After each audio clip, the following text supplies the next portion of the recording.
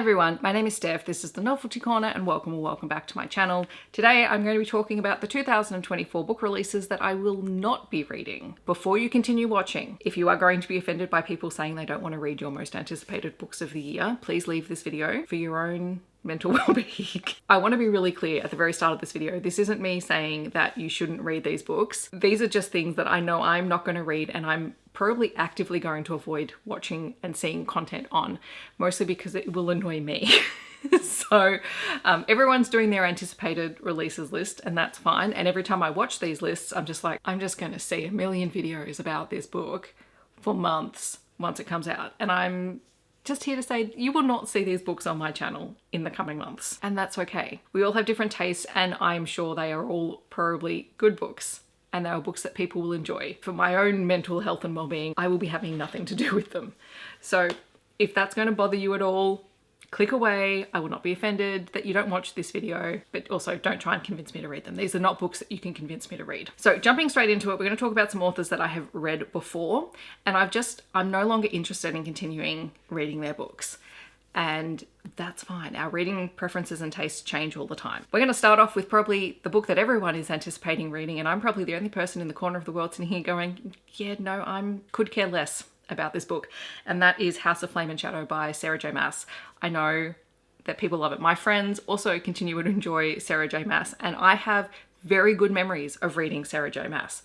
I'm just no longer interested in the stories, and particularly in this series. I didn't enjoy the first book when I read it. I was one of the few people who was just like, yeah, it's fine, like, okay, but I didn't love it. And so for me, that was enough to just go, you know what, this is not a series I need to continue. But of course, this is the first book that anyone talks about in their anticipated releases, particularly if they're talking about romance books. Guys, you won't hear about it on this channel at all. It will not be happening.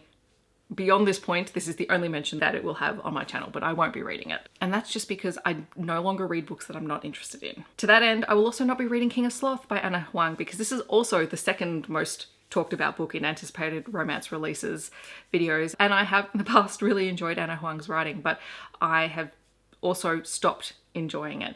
And that's nothing against the author, because I've met her and she's absolutely lovely and wonderful, and more power to her and best of luck, but I'm no longer interested in the kinds of stories that she's writing. The next one is probably going to be a little bit of a surprise because I've always been a big supporter of this author, and that is The Wraith King by Juliet Cross. I've enjoyed her books in the past, but this book doesn't sound like something I'm going to be interested in. It is fantasy romance, and look, it sounds like it has a cool concept, but the actual genre itself means that I'm probably not going to enjoy it, because I have a very narrow window now of fantasy romance books and authors that I will read. And even though I know and trust Juliet Cross's writing, this is probably a step too far for me. And I've been making a really conscious effort recently, because I have in the past had a tendency to just continue to pick up books by authors that I love just because I've read books that I've loved about them before, without stopping to think about, will this book actually fit me? And I don't think that The Wraith King will fit me.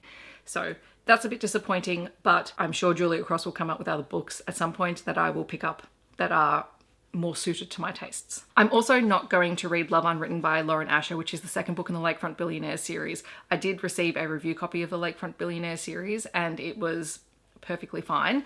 And the reason that I'm not going to continue is because she continues to write books that are huge, and a lot of them could probably be cut down by at least 100 pages and still be a perfectly good book, and in fact probably be a more compelling and more tightly written story. And that's nothing against big books. I don't mind reading large books, but the pacing has to match the fact that it is quite a large book. If I'm finding that it's a little bit tough and challenging to get through, then that's going to be something that I consider. Another author that I've read and really enjoyed before, but I'm no longer picking up, is Leigh Bardugo, and she has a book called The Familiar coming out next year. And I think this is just another case of, yes, I have loved this author in the past, but their writing no longer serves me in my reading journey. This one I will actually probably watch reviews of. I'm actually kind of interested to see how it plays out, but I don't really want to read it for myself. I'm assuming this will be more along the lines of a dark academia kind of style story, which is fine. I have enjoyed those in the past and I do occasionally still enjoy picking them up. But yeah, I've sort of moved away a little bit from Leigh Bardugo's writing. I just realized if you've only followed me in the last couple of years, you won't have heard me talk about Leigh Bardugo, but I have read a lot of her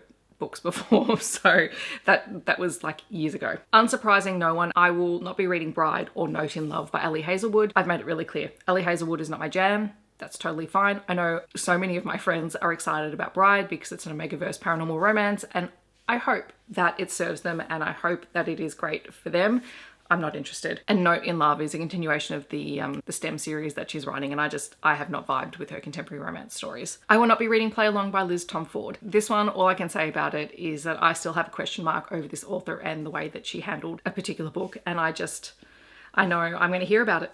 I'm going to hear about this book everywhere and I will not be touching it. Fangirl Down by Tessa Bailey. Tessa Bailey seems to be putting out a book every other month at the moment. But anyway, this one is, I can't remember what this one, I think it is a sports adjacent romance. Anyway, I won't be picking it up. I have enjoyed Tessa Bailey in the past, but you know, there are some question marks around some things that she said and done. You're probably not going to see any more Tessa Bailey content on this channel at any point. The Homewrecker by Sarah Kate. Sarah Kate is another author that I have read in the past and I've kind of moved away from. I've kind of had some successes and some misses with Sarah Kate, and I haven't had so many successes that I can sort of justify continuing with her new book, The Homewrecker, coming out later in the year. I don't feel like that's going to serve me. I could change my mind later on, but I highly doubt it. The last book that I have on here that you're probably not going to hear me talk about is Daydream by Hannah Grace. I did read Icebreaker and it was fine. Like, it was well written, but I have not felt compelled to pick up Wildfire, and I highly doubt I'm going to feel compelled to pick up Daydream. Here's the thing, I think while things are still set in college, like, I really have to know and trust the author to pick up a college romance. There are things within that particular trope that I have issues with. And look, the things that I don't like in there are things that are, you know, typical of new adult age people sort of coming into their own. I'm just so past that, I just don't want to read it. And so I think it's going to take a lot for me to pick up a new adult romance. Even if it's really popular, even if it's really well written, it's going to have to deal with certain things in a particular way for me to want to even consider it. All right, so those are the 2024 releases that I will not be reading. In the comments, I'd love to know, are there books that you won't be picking up in 2024? Feel free to chat to me about them down below. If you just want to let me know that you're here but you don't leave a comment, feel free to leave the little no emoji down below. I'll leave it in the description so you can see which one I mean. It's, you know, it's the little red circle with the cross through it, meaning no, stop. We're not doing that. Otherwise, I hope that wherever you are in the world, you're staying safe and healthy, and I will see you in my next video. Thanks so much for watching. Bye, everyone.